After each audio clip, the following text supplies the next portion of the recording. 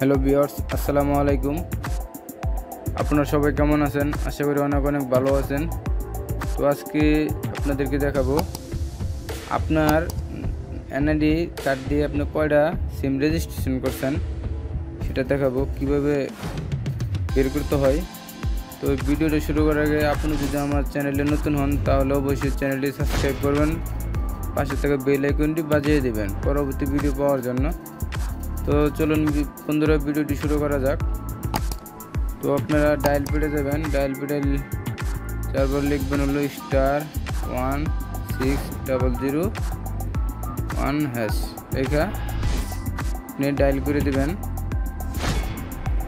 তো আমি ডায়াল করে দিলাম। দেখেন এখানে আসছে এনআইডির লাস্টের 4টি সংখ্যা লাগবে।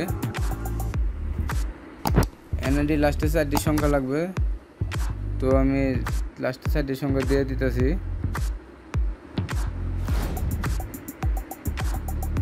তো দেখেন এখানে লেখা আছে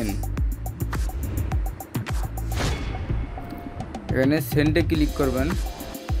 সেন্ডে ক্লিক করার পর দেখেন your request has been activate, please wait for reply.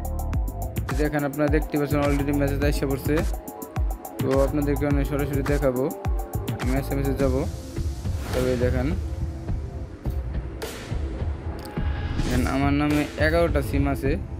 আমার যে এনআইডি কার্ডটা সেটাতে টোটাল 11টা। দেখেন এখানে লেখা আছে টোটাল 11টা। আর জিপি সিম আছিল 5টা। জিপি নাম্বার আমার আছিল 5টা। আবার এয়ারটেল আছিল একটা, এয়ারটেল 101টা।